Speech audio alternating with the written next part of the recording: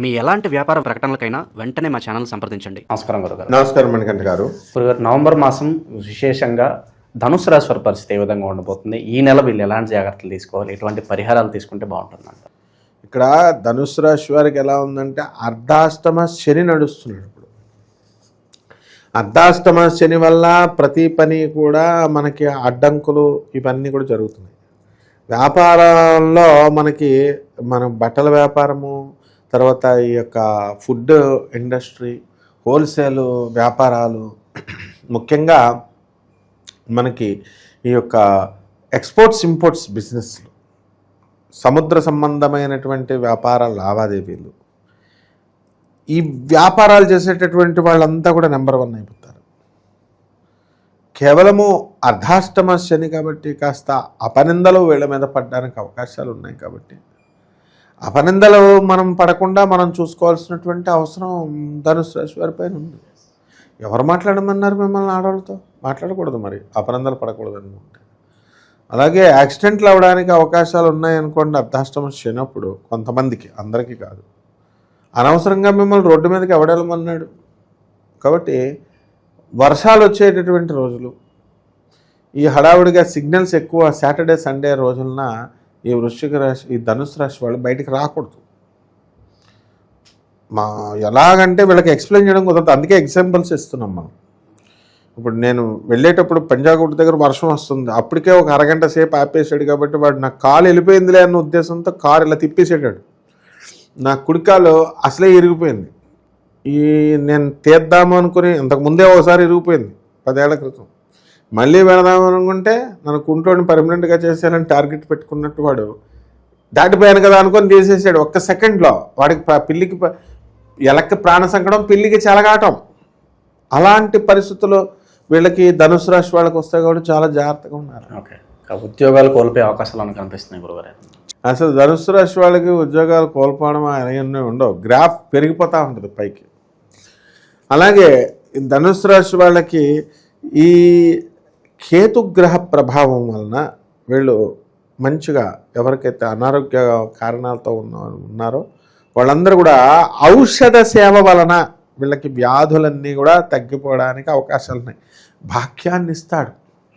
పితృదేవతలు అంటే చుట్టాలు, అటు అమ్మమ్మాళ్ళు కానీ ఇటు తాతయ్యాళ్ళు కానీ నాయనమ్మాళ్ళు వైపు దూరపు బంధువుల మరణించిన తర్వాత వీళ్ళందరికీ కూడా డబ్బు వచ్చేస్తుంది. అసలు శవాల వలన డబ్బు వస్తుందంటే ఎవరికన్నా నమ్ముతారా? వస్తుంది. ఆ శవం శ్మశానాన్ని కాంట్రాక్ట్ తీసుకుంటారు. ఒక్కొక్క శవాన్ని పోడ్చడానికి, స్థలం చూపించడానికి 50,000 నుంచి 80,000.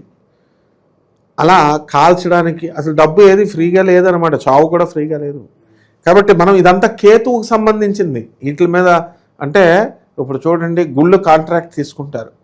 బయట చెప్పులు స్టాండు, దేవస్థానం ఇప్పుడు బెజవాడ గుడి ఉంది, అక్కడ చెప్పులు స్టాండు కాంట్రాక్ట్, పాట, సెల్ ఫోన్లో కాంట్రాక్ట్. అలా శవాలు కూడా ఇప్పుడు మామూలుగా వ్యాపారాలు బ్రహ్మాండంగా ఉన్నాయన్నమాట, శ్మశానాల కాంట్రాక్ట్. అలాగే నవ్వుతారు కదా నేను చెప్తుంటే. మరి పోస్ట్ మార్టం చేసి, మేము డాక్టర్లం, పోస్ట్ మార్టం చేసినప్పుడు మరి వాళ్ళు రిపోర్ట్స్ని బట్టి వాళ్ళకి కావాల్సిన విధంగా ఈ యొక్క ధన ఆదాయం పెరుగుతుంది, వాళ్ళు ఇస్తారు. ఈ రకంగా LIC వాళ్ళు ఉన్నారు, మరి వాళ్ళేంటి యాక్సిడెంట్లు వీటి మీద కదా. ఇవన్నీ కూడా కేతుగ్రహ ప్రభావం లిస్ట్ అనమాట. ఇలాంటి వాటి వల్ల లాభం వస్తుంది, సముద్ర ప్రొడక్ట్స్ వల్ల వస్తుంది. కాబట్టి ఇలాంటి బిజినెస్లు చేసుకునేటటువంటి వాళ్ళు ఎక్కువ లబ్ధి పొందడానికి అవకాశాలు ఉన్నాయి. కుటుంబ పరంగా, ప్రేమ అనురాగాల పరంగా ఎలా ఉంటుంది ఓవరాల్గా వీళ్ళకి? ఏ లోకంలో ఉన్నావు నాయన? కుటుంబ ప్రేమాలు అటాచ్మెంట్స్ ఏం లేవు. సెల్ ఫోన్తో అటాచ్మెంట్లు ఉన్నాయి. నువ్వు మెట్రో ఎక్కు, ఒక బస్సు ఎక్కు, ఎవరితో అయినా పక్కన వాళ్ళతో మాట్లాడుతున్నా, పక్కనే మొగుడు పెళ్ళం కూర్చుంటారు. మొగుడు ఒక సెల్ ఫోన్, పెళ్ళం ఒక సెల్ ఫోన్, ఇలా చూసుకుంటూ ఉంటారు. వీళ్ళే మాట్లాడుకోవట్లేదు. నో అటాచ్మెంట్స్ ఉండవు. ఇంకా పిల్లలు, బంధాలు ఇవన్నీ మర్చిపోవాలి నాయన. ఆ కాలంలో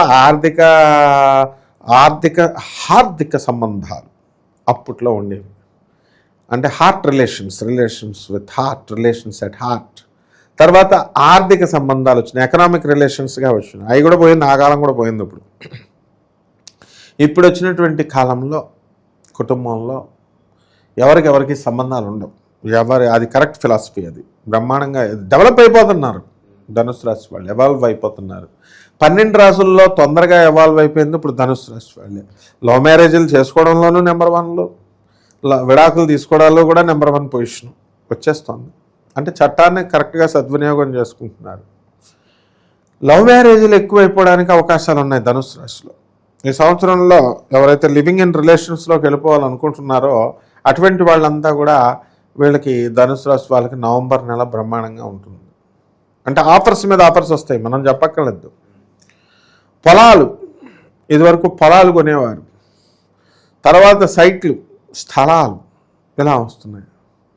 ఇప్పుడు ఇంకా మనకి రకరకాల వ్యాపారాలు వచ్చినాయి. బంగారం మీద ఇన్వెస్ట్మెంట్లు, ల్యాండ్ల మీద ఇన్వెస్ట్మెంట్లు, ప్లాటినం కొండాలు, ఇలాంటివన్నీ కూడా ఇన్వెస్ట్మెంట్ ప్లాన్స్ కోసం ఎక్కువ ఆలోచిస్తున్నారు, కొంటారు. చిట్టిపాటల వల్ల లాభం పొందేటటువంటి అవకాశాలు ఉన్నాయి. అలా వీళ్ళు ఫైనాన్షియల్గా ఎంతో ఎదగడము అనేటటువంటిది జరుగుతుంది.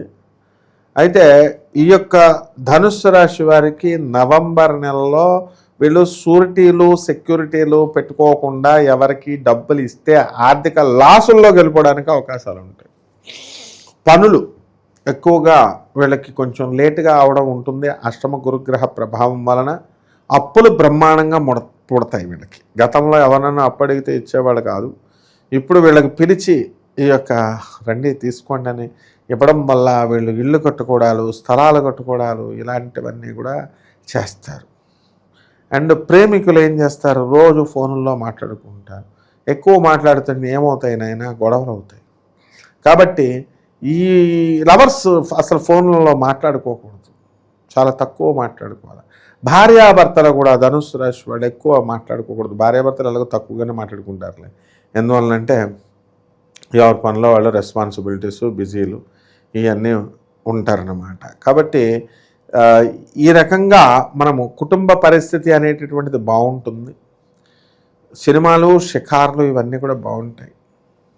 అండ్ మరి అనాథ పిల్లలకి ఎవరు చేస్తారు? మరి అనాథ పిల్లలకి, పేదవాళ్ళకి, వికలాంగులకి, సన్యాసులకి చెయ్యాలి, వీళ్ళు కొంత సేవ చేయాలి. కాబట్టి అనారోగ్యం దగ్గరకు వచ్చేసరికి రాహు, రవి గ్రహము మనకి నీచపట్టి ఉండడం వల్ల ఈ యొక్క ధనుస్సు రాశి వారికి చర్మ వ్యాధులు, తర్వాత శిరోభారం, హెడేక్స్,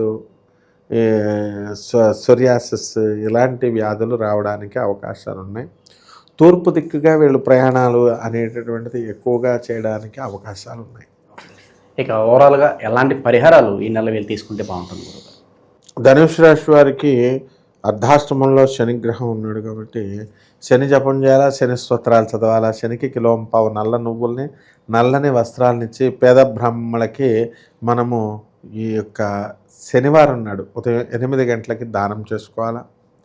అలాగే ఈ యొక్క నల్లని ఉండల్ని, మనం నువ్వుల ఉండల్ని మనం తయారు చేసి పేదవాళ్ళకి కానీ, ఆ గుడికి వచ్చేటటువంటి భక్తులకు కానీ వీళ్ళందరికీ కూడా పంచుకోవడం అనేటటువంటిది చాలా బ్రహ్మాండమైనటువంటిది. అలాగే ఈ రవి గ్రహము నీచపట్టి ఉన్నాడు, ఆ రవి జపం చేసుకోవాలి, రవి స్తోత్రాలు చదువుకోవాలి. రవికి కిలోంపావు గోధుమల్ని, ఆరెంజ్ కలర్ వస్త్రాలనిచ్చి పేద బ్రాహ్మణులకి ఆదివారం నాడు ఉదయం 8 గంటలకి దానం చేసుకోవాలా. ఎవరైతే ధనుసు రాశి వాళ్ళు ఉన్నారో వాళ్ళు తాగకూడదు ఆదివారం నాడు. అలాగే నాన్ వెజిటేరియన్ తినకూడదు. కాబట్టి ఈ 2 నియమాలని మనం కనుక పాటించి జాగ్రత్తగా కనుక పూజలు లేదా మెడిటేషన్లో ఏదో ఒకటి చేసుకుంటే తప్పకుండా ఈ ధనుసు రాశి వాళ్ళు ముందుకు వెళ్ళిపోవడం అనేటటువంటి జరుగుతుంది. చాలా బాగా వివరించారు. ధన్యవాదాలు. ధన్యవాదాలు.